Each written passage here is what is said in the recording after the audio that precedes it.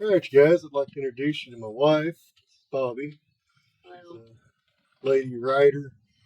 She don't have a crazy amount of experience, but she's had a short run with quite a few experiencing happenings. A journey that's kind of stopped and began again. What would you say your first experience with motorcycles was? I would say first dirt bikes was a start. I don't really count that as a motorcycle, but still, um, I liked dirt bikes. I wasn't like an MX racer or whatever the heck. Right. Not like at the dirt bike trails or anything like that. I just liked riding down the back roads or whatever. But uh, then my nephew had a Suzuki sport bike. I rode it once. Right. What'd you think of that? Oh, well, when you and I met, I was very much crotch rocket, wanting to ride crotch rockets, which obviously changed when we got together. Right. At that point, what do you think your longest motorcycle ride had been? That probably. I mean, I would count dirt bikes more than I would Right. that Suzuki bike. I mean, he just wanted me to try it out, and I did, and I liked it, but I had more experience, riding on the back of one with you than anything else. So, what would you say your first experience in riding the back with me? Because I had a 2000 Dyna Wide Glide. We went on a 200 plus mile loop at Peels Ferry, St. Mammoth Springs. Came back. That was miserable. my ass was not happy. Yeah, it's back when I had the Corbin seat. Looked cool. It looked cool, but it was skinny, and I am not. So like it was not comfortable, and we rode that for quite a while until somehow I wrestled you into getting the Mustang seat. That was a lot better. Yeah, it looked like a dresser seat on it. It did. It was very big, but it made me a lot more happy as far as riding, because riding passenger sucks. It don't matter how you look at it, it sucks. It's a fun experience, especially if you put a like you don't want to ride a bike yourself, then it's nice to do that. But there's so much that impacts. There's just a lot of pain in it. It seems like it doesn't seem to matter what you do. If you work out more, then it helps. But it just seems like you might as well just get used to being stiff and sore if you're on the back riding bitch. Right. So is that probably the causality of you wanting to get your first bike? I think the causality was I was fearless and independent and wanted to do things my own way.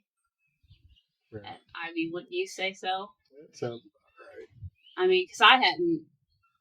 I mean, those few times on the dirt bikes and that sport bike, I wouldn't have really had an opinion on, what to be like. This is better than the other, Right. and so I don't know. I think it was that I just want to do it by myself. Attitude. Kind of fair. attitude, which maybe isn't the best sometimes. Well, then, so they come down to picking a bike. You had quite a few people suggesting different stuff, and you even went as far as you read Sonny's Let's Ride book. Yeah. And went through, kind of looked at what everybody else was riding. Which he was pretty heavy pushing the Victory back then. Yeah, it was. But I always thought those looked kind of stupid. Yeah, see who's in business now and who's not. Right. But, well, of course, I started out really going down to the campground, and I'd be on your Dyna or whatever. Which, my only complaint about the Dyna was that it had forward controls, and that, as we have proven, is not for me, really. I can ride forward controls, but it's definitely not my preference. We actually were set up to go get a Dyna lowrider or whatever. Mm-hmm. And I don't remember the exact thing, but they just didn't seem like they really wanted to sell the bike. They weren't, I don't know, you go to a Harley Davidson dealership and they're right there. They want to sell you a bike. typically, unless it's lunchtime, and even then, half time they'll, Well, push. like February, we were looking It was back February. in, what was it, 2012? I think it was 2011. Yeah. Yeah, I guess it was 2011. because I was pretty sure I reckoned 2011 too. Yeah, you did. Getting ahead there a little bit. I am getting ahead of. That's all right. But yeah, we ended up going to Joplin, and we got. I knew I liked Dynas. Right. I didn't really want a big bike. Big bikes scared me even then. Well, that's everybody's influence, and even the Dynas are too big. But you should get like a Honda Shadow. Yeah, and I guess by everybody, you're probably talking about ex-wives. Because Yeah. that would be not yours. Obviously. Of course, your channel doesn't know, but but it was your cousin's ex-wife that had a Honda Rebel, and Of course, Mike, that's what he thought. yeah, and Mike had a Sporty, and that's the smallest bike I guess you could get at the time. I guess they make smaller stuff now, Yeah. which are more like sport bikes than they are Harley, what I would say a Harley is. And we ended up looking at a Super Glide that was within a reasonable price, and Right. I don't really remember kind of veering off from that. We just kind of went and looked at kind of within the realm of price, and that fit it. It was a Dyna, and I was excited to get a bike, so I didn't really question it much. Right. I mean, do you remember if I think I just kind of jumped right in. Dynas, that was kind of, at that point in time, they're kind of hot. They were popular for Sons of Anarchy, and kind of got the Dyna boys being a thing. I mean, there was a lot of influence. I mean, the Dynas were good at handling bikes. They were good. They're cheap. They're light. And obviously customizable. And it was mid control, which I liked. Right. I didn't even realize how much I liked it, because I honestly, I didn't even have a permit when we went up there, did I? No. Yeah, I didn't even have a permit. Just Yeah. decided that I wanted a bike, and Yeah, we I went and rode did home it. for you. February, we rode from Joplin to Branson, Missouri area. Yeah, you rode around illegally for a bit till you got your permit. Yeah. And I'll say, so that's 2011. Things happened. I didn't ride for a long time, and then now I'm riding again. Let's talk about what happened. I was gonna say there's a big difference in how I ride now versus then, which leads to what happened. So I don't know, would I've been riding 5 or 6 months? We got it in February, and it was September. It was Labor Day weekend when it happened. So I've been riding quite a bit, I guess, but 7 months. so I've been riding a little more than I thought. But yeah, Jeremy always got on to me about riding close, and it was Not riding close enough. not riding close enough. And there was a deer in the middle of the highway. It was up by Tyler's Bend in Arkansas by the Buffalo River. I was lagging behind, and I didn't really think much of it because it was dusk. It was getting dark, and I was trying to just take it slow. And that was probably, we were talking about it the other day, that was probably the issue. If I had been riding up in a staggered like we have been lately, I probably would have been fine, because he rode past the deer and it scared it. And then by the time I got up to it, it jumped out in front of me, and I basically just hit it straight, perfect T-bone. And it flailed to the side. It was fine, and I was fine. And you know how when things happen that are traumatic like that, or whatever, you kind of enter the slow motion. And to me, I was not reacting as quickly in my mind, because it felt like I was slowed down. And I just remember the deer flailing to the side, and I was like, wow, I just hit a deer, and I should probably check my bike out. And so I hit my brakes, and it probably would have been fine if I gassed it and ran it and, as we say, be the bullet. Who did we learn that phrase from? Bill. Terry. Terry. Well, I didn't know Terry, so that's why I didn't know the answer He to did it that. for me. I know your stories of Terry. That was always the famous, be the bullet, do the damage. That guy has hit more stuff successfully and did just that. He was the bullet. I mean, And I don't necessarily encourage that mentality 100%, but there is something to be said. You got a lot more stability and acceleration than deceleration. Right. I should have accelerated, rode it out a little bit, and then been like, let's check the bike over. But I just thought, wow, I should check it right now. And so when I hit the brake, it threw my bike into a wobble and I couldn't control it. And I went down on the right side and I probably slid 20, 30 feet under it. I had the right gear on. I think I was wearing chaps, leather jacket, leather gloves, and I had a skid lid on, which was probably good because there was a big scuff on the helmet, right here. I think other than whiplash and a little road rash, I would have remained unscathed, but I had riding glasses on for night vision or whatever, and all I can think is that I kind of catapulted forward with the impact, and I hit my mirror, and it smacked my glasses, and it split my nose right here. It was gapped out. I never saw what it looked like. It was pretty intense. A nurse pulled over and checked me over, like she was just driving home, I think, and she told Jeremy not to tell me, which was probably smart, because I would have been a little more freaked out than I was, because I just knew, when you hit your face bleeds really heavily, no matter if it's a small or big cut. So I remember I had a tank top on it from Sturgis, and it was like covered all here in blood, and I knew that I was bleeding, but I had adrenaline pumping through my system, so I didn't really notice much. Right. In fact, so much that the only damage to my bike, there was like a little quarter-sized ding, and because the pegs pretty much protected it, and then my signal little turn, they didn't break, they just popped out. So all I had to do was put them back, and they were fine. Mm-hmm. Like, there was no damage, really, other than to me. Yeah. And the rangers came out from the forestry.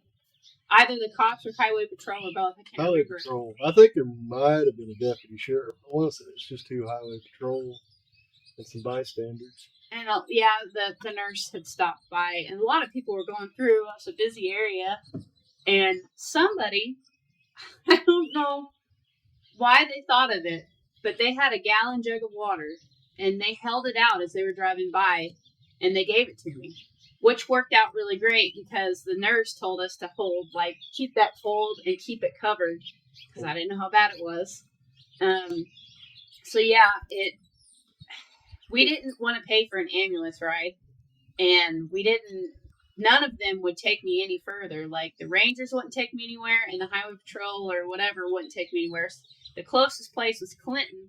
So that was about another hour away. Right, and so we parked my bike up at Tyler's Bend. They said I could leave it there for the weekend, no problem. Yeah, the ranger followed me there, and he took me back to the other ranger at the side of the road by the white light. Right. Now, of course, I wouldn't know that part, but I don't remember that part particularly. Right. I remember you driving away, but then I had to get on the wide glide, and about 20 minutes into the ride, everything hurt. And your adrenaline? Yeah, my adrenaline wore off, so the pain was there. My face hurt, my knees hurt, especially my knees hurt for some reason. Yeah. But then we went, and we didn't realize it, but it was the chuck wagon races that Clinton has every year. And so the ER was full of people that, I guess, from my understanding of what the doctors said there, everybody gets really drunk and falls out of the wagons when they get going. And so, a lot of injuries occur. And so anyway, it took a while to get that going. But I ended up getting 4 dissolvable stitches on the inside, and then he glued it. And I had anesthesia in my face.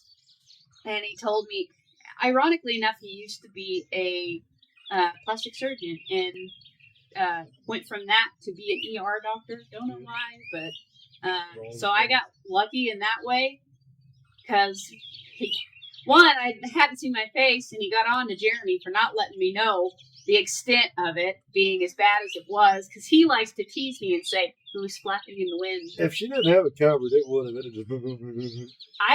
It didn't feel that way to me. It's hard to even imagine. Because, like I said, I never saw. I only saw. I didn't think she was going to have a nose afterwards. I feared she'd be like Michael Jackson. Oh, jeez. I just kind of saw the end results. Like, my face was puffy and all that stuff. And he told me, well, in 45 minutes I'll be back. And we'll do the hard part.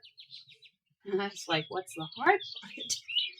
He said, we have to reshape your nose so that it heals right. And I was like, okay. And he said, well, we're waiting 45 minutes for the anesthesia to get out of your face because it's making your face puffy. So even if I reshaped it right now, it wouldn't be right. We have to wait for that to exit. And he's like, it's going to hurt really bad. And he was not wrong. No. It did. It hurt a lot. But you cannot tell that you cannot tell that I used Moderna on it daily when it was healing. So I think that helped too. But that doctor really did.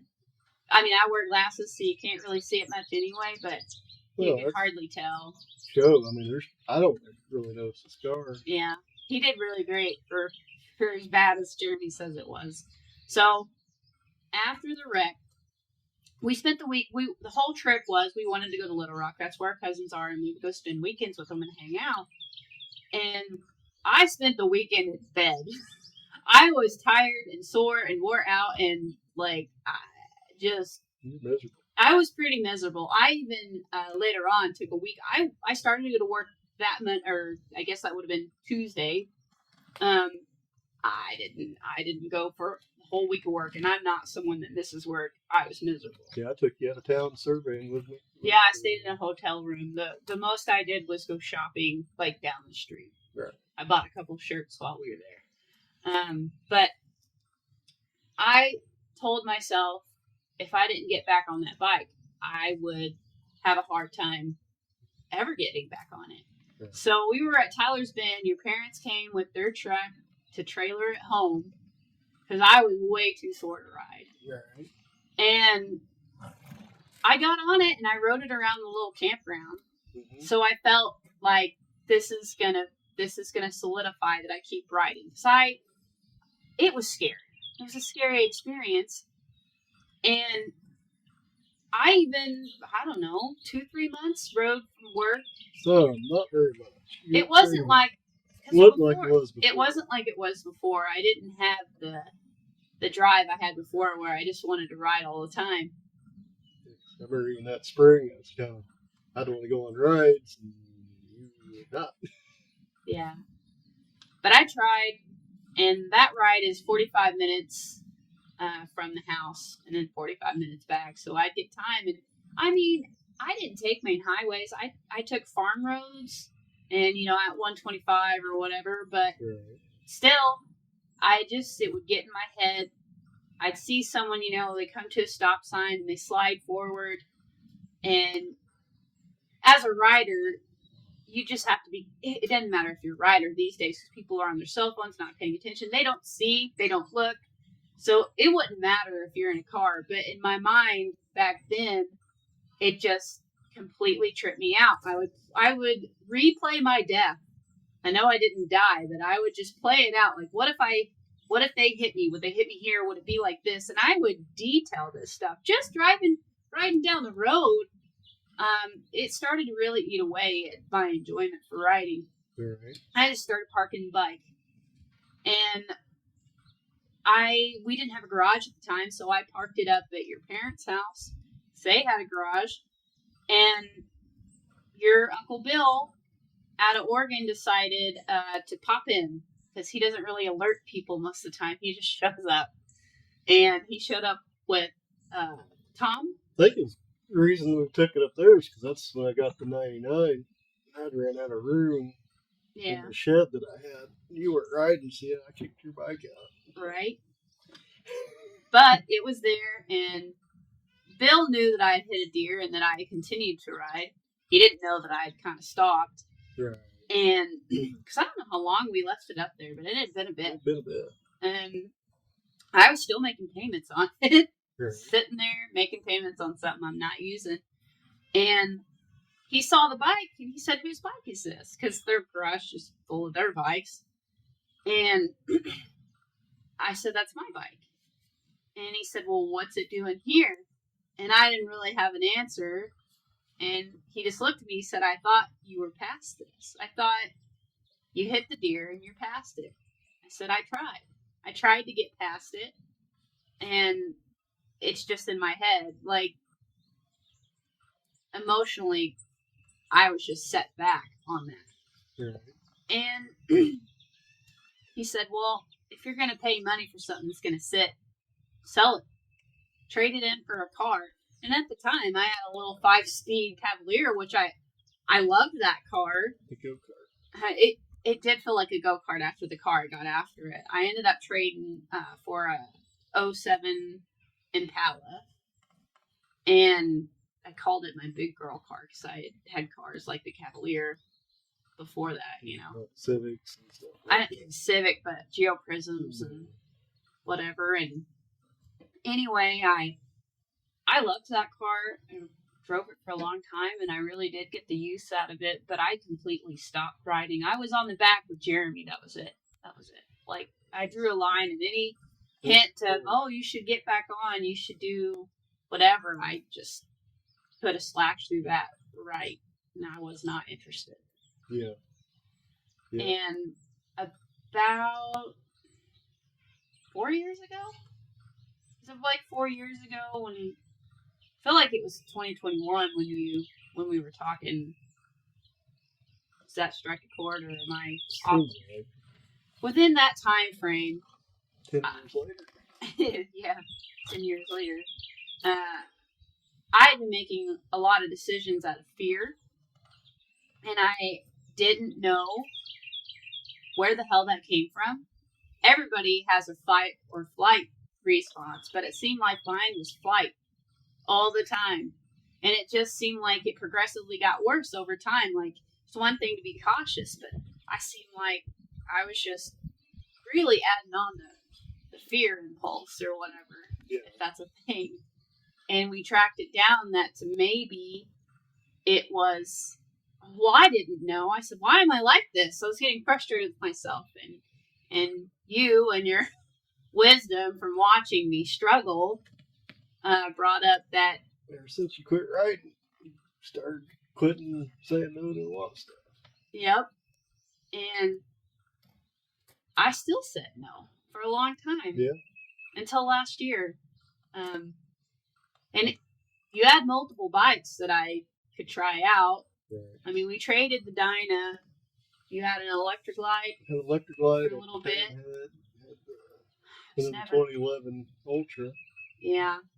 I mean, I had options to ride. And, of course, when you were riding the Ultra, you always offered the 99 electric glide to me. Yeah. And I was so intimidated by that bike. I wanted nothing to do with it. And maybe that's because when I did first start riding, everybody said I needed a small bike. Yeah. You know, and I just thought the smaller the bike, the more likely that I could control it. Yeah. And I guess you just kept doling out you could ride the 99. You could ride you could do this. You could ride the Panhead, which I had no interest in. Yeah, I even at offered all. to put it to a stock setup if you could ride it. Yeah. And I never would take it. And I will say, in all this goings on, at that point in time, I was going to school. You know, I had classes. And then I had to study for an exam, which took me years because I kept, again, out of fear, rushing through the test because I'm not a good test taker and just sabotaging myself.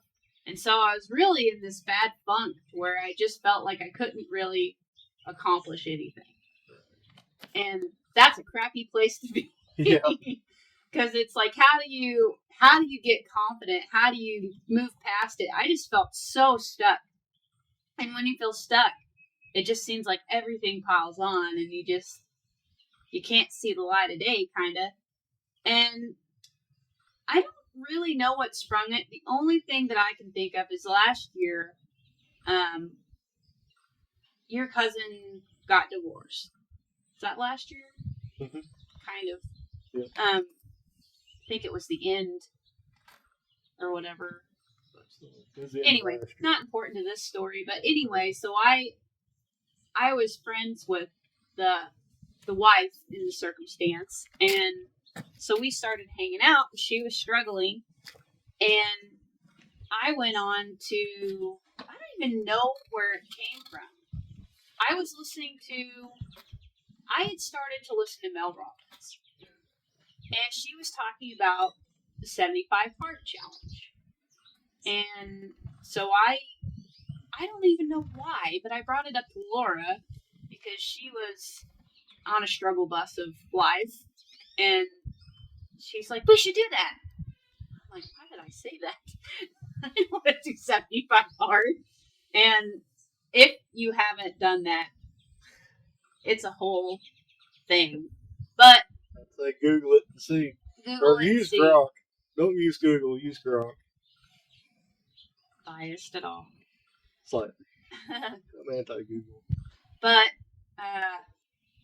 the thing that I think was a turning point, though I was listening to Mel Robbins, which is good information, I started listening to it more because on 75 Hard, one of the requirements is to read nonfiction 10 pages a day. And I didn't have time for that. So I decided I would do podcasts at least 30 minutes sometime. For the most part, it was at least an hour I'd listen to a podcast. So I feel like I was getting a lot of information. Well, and Mel Robbins is positive, uplifting, kind of how to fix and improve your life. And it was so weird because I was listening to, so I kind of decided to start saying yes. We were talking That's more. also the Bert Kreischer motto of life. Right. They always say yes to everything. There's a movie, Yes Man, that kind of just proves you can't say yes to everything, but Bert's life story's a lot better. But at the time, we kind of came up, because we were talking about maybe I really should get into writing, and it seemed like not as elusive in my mind. Yeah. It seemed like maybe after I could get this exam passed, that, and I had it scheduled for August. After I got that passed and out of the way, then I could focus more on trying to, maybe move into writing. And I had some days off planned. You suggested, and I would have normally said no. You suggested we should go to Tail of the Dragon. Mm-hmm. So it's 4 days. And instead of saying no, which I am almost certain you expected me to say, said, well, isn't that by Wheels Through Time? So we decided to go to Wheels Through Time as well. We ended up changing partway through the trip in Nashville because the Harley Davidson there said that Sharahala Skyway would be, you could see the views there. And the weather, it rained the entire time that we rode, basically. It rained every day, I guess I should say. Yeah, I didn't want to be on the dragon in the rain with people that can't stay in their own lane. Right. So we did the Skyway, and that was really cool, and I really liked it. But I'm just a passenger at this point. But we got the Harley helmets where you can listen to audio and you can communicate back and forth. So I listened to Mel Robbins' podcast, and one of the things that kind of was like, I would say those epiphany moments that you get that just something clicks. Because I feel like I've been chasing confidence my whole life and not catching it. And she said confidence, the definition of confidence is the willingness to try. And it just kind of flew. I was so caught off guard. Like, that's it. That's all you got to do. You just got to try. That's it. And so I started trying, I guess. As simple as that. And of course, I was still doing 75 hard, still listening to multiple podcasts. All of hers are really good, and I think I listened to some of them. That what is it, Jocko? Can't remember that guy. Man, he's on. Rogan talks about him, and he likes. It's like an inspirational ex-Marine guy. Yeah. Why can't I think of him? Anyway, it's not important. Just multiple things, and you talked about wanting an FXR. You have talked about wanting an FXR for a long time. I wanted FXR. Because you grew up riding. An FXR. Was it an A6? Mm-hmm. And Of course, you like tinkering on stuff. of course, I always liked Black Death. That's what I'd always envisioned making the FXR out of. Marlboro bike. Oh, And bike. That's called Black Death. I didn't know that. But somewhere along the line, we had some extra cash, so you were like, "Yeah, I would like to have an FXR, even if it's something to fix up." And honestly, that's probably what you would have preferred anyway, because you like being in the garage and working on stuff. So I don't know where it came from, but we made the deal. I said, "I'll support you in getting an FXR if it's my bike." And we set one up that needed work. It's like $3,800, and then the guy started ghosting us after we agreed to meet. And the same day I wanted an FXR, I was kind of miffed that he blew us off. And that's the day we set the day so that, you know, 'cause usually we're doing something, we set it aside so we could go get a bike, and then it fell through. And so I started hunting, and I found the one you're sitting on. They wanted $5,000 for it. That's not what we had. I had saved a little bit of money for a gun that I was going to buy, so I threw that out the window. I didn't end up with the gun, and I made an offer and told her my story, and we ended up paying $43 for it. Yeah. Went up to Lane, Kansas to get it, and it's had its gremlins and problems, but I think all the kinks are worked out. It's all bike. It's a cool bike. It was forward control, made it to mid. He's worked on it really hard. Put a lot of effort into it for you. Not stuff I would normally put on an FXR, you know, fairing and whatnot. I did tell you could. Oh, You can change of it. course, the whole reason we ended up doing the mid controls and fairing is because you Oh yeah, I guess I should say that. Yeah. finally took me upon getting on the 99. That was a mistake. Yeah. Yeah, because I will say this go around of riding has been really different. One, having the helmets and being able Where I to can bark at communicate. you. Yeah, you tell me I'm doing something stupid, which is a lot, but that's fine. I need to learn better, because I feel like last time it was just a wing it operation, which I know that's probably how most people learn how to ride, but it is nice to know if I'm. You can't always tell you're doing something wrong. Well, we've watched a lot of like Ride Like a Pro videos and stuff, but there's techniques that you've got to learn now. I mean, you know, you'd heard the phrase friction zone, but you never really. I know that I used it a lot when we were going down the road at a stop, and I knew that if I used it enough, I could just slowly coast. Sure. And give it gas, let it go, and you know, I did that, but not nearly turns, not like I do now, or whatever.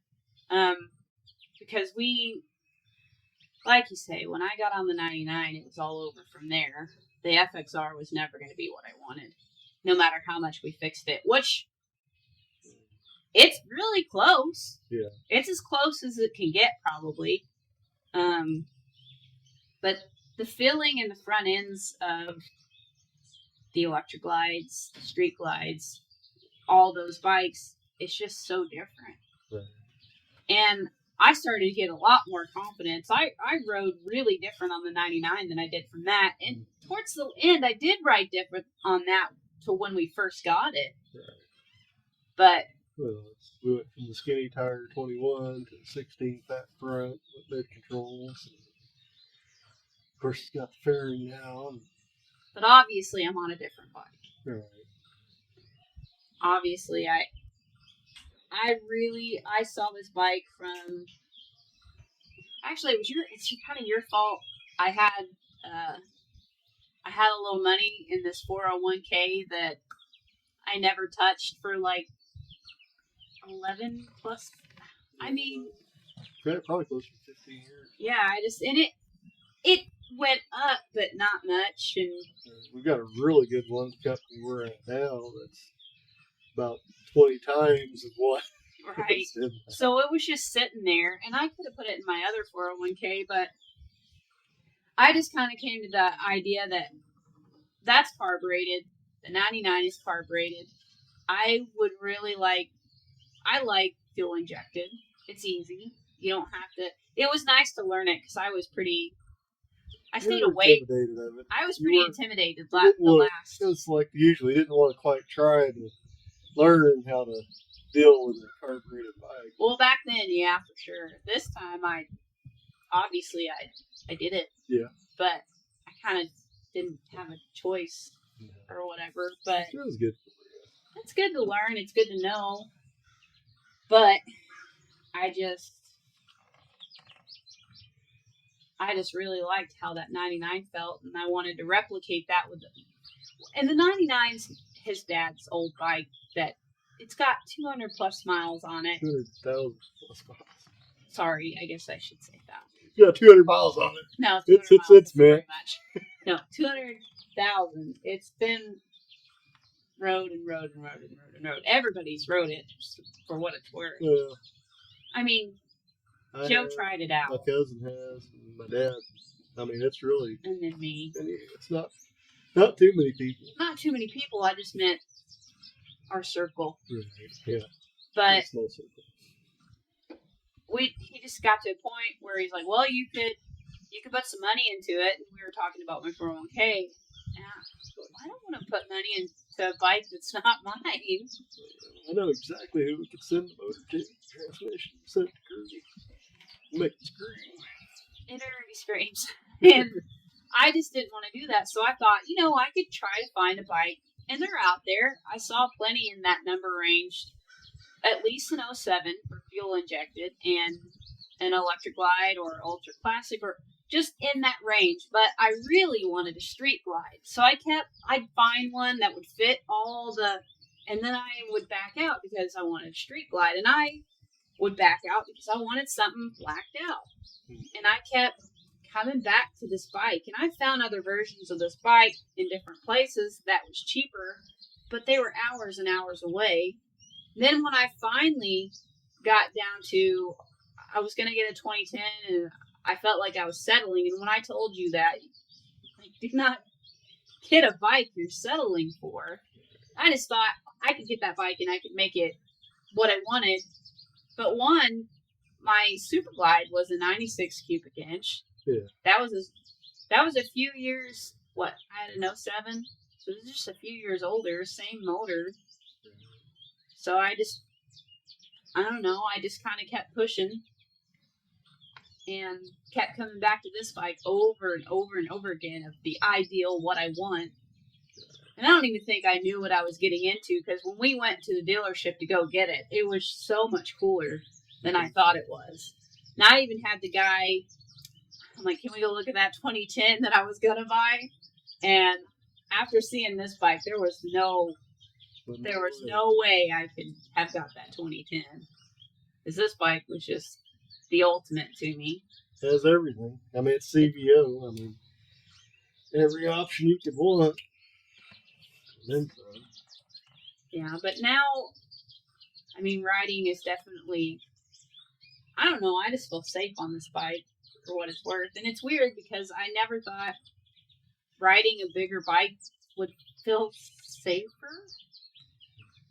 I feel like I just let it intimidate me for several years,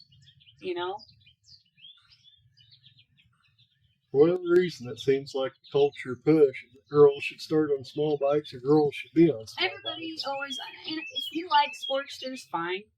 If it's your bike, fine. That's fine.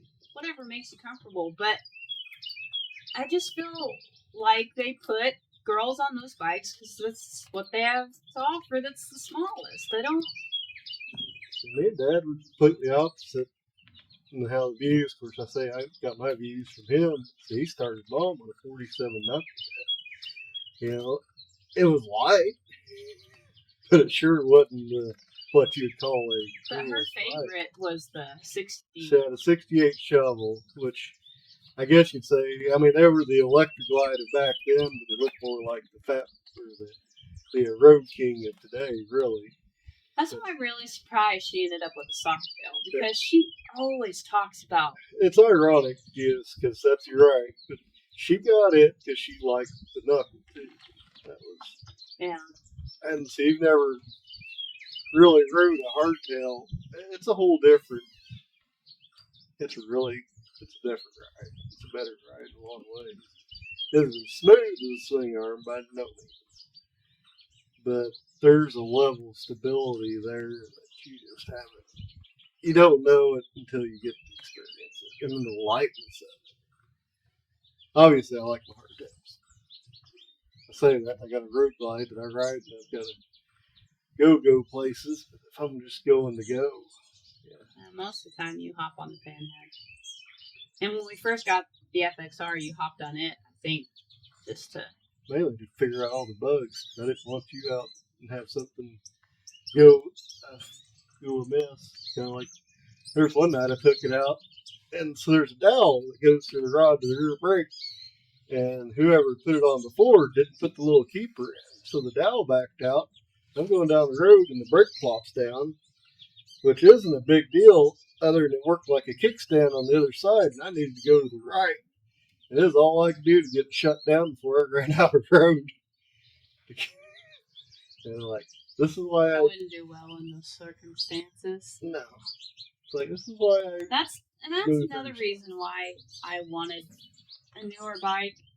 I will say, after riding the 99, I wanted the gauges.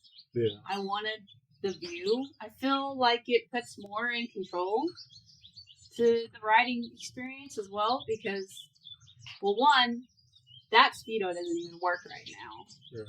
Who needs to know how Huh? Who needs to know how fast you're going?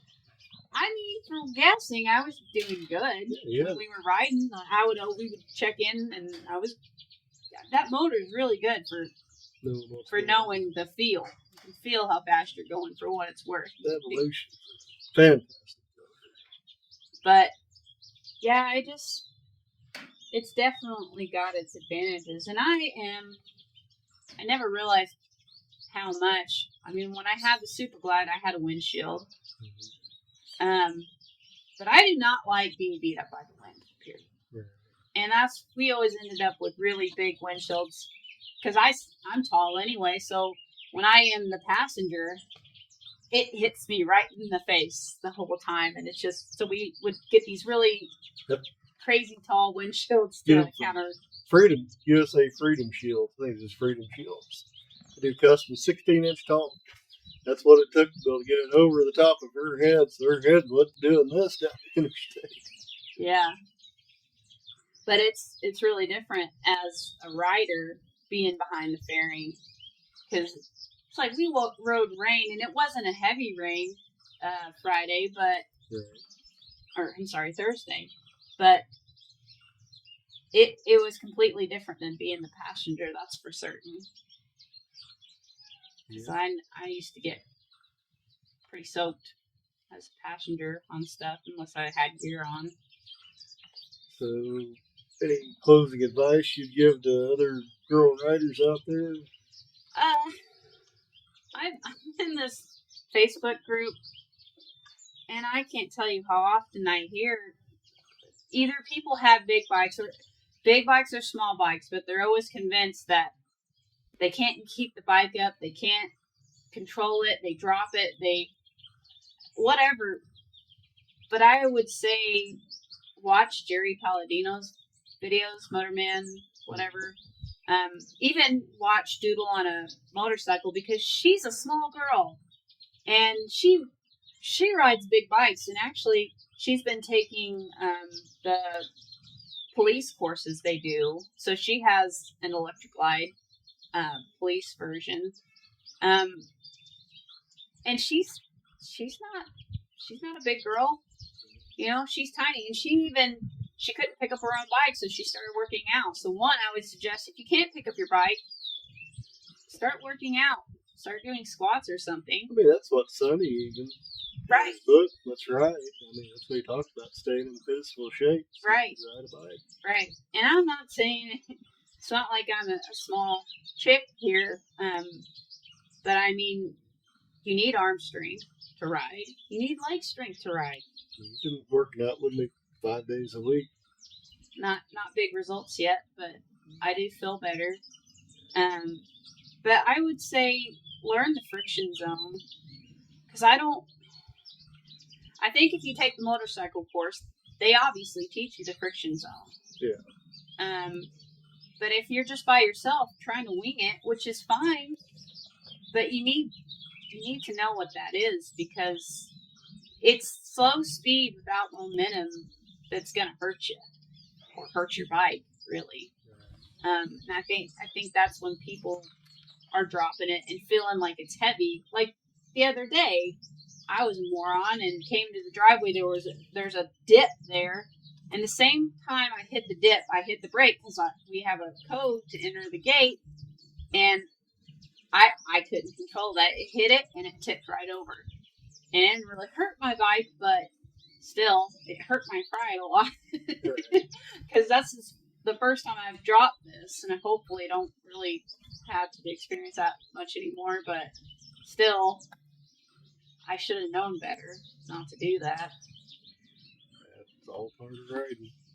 And I would say, as far as fear goes, because I think that plays a lot with everybody, because I'll watch people in that group too that they'll go spend a crap ton of money on a bike, and they've never rode one, or I think that's the bigger problem. They'll buy a bike, they didn't try it out. They just bought it sight unseen, kind of. They didn't try it, which I can't talk. That's what I did with the Super Glide. But I had rode your Dyna, which was very similar, same family of bikes, so I knew I'd be fine with that. But still, I think if you need to get to know your bike, you need to stand it up, move it around, even if you're not running it. You need to feel it. Yeah. And I don't think a lot of people are really doing that. They just like, oh, that looks cool, and they buy it. And I just don't think that's, because I would have bought a Street Glide a long time ago if it was cool, because I think they do look cool, but I think riding the 99 is something I needed to do. Yeah. And once I did, that was all she wrote. But yeah, I would just watch YouTube videos. I would, I'm still learning, so I can't really kind of throw down and say I'm this or that, but there's always room for improvement. As far as anxiety goes, I would say listen to Mel Robbins, because she has one, and that I think helped me pass my exam too.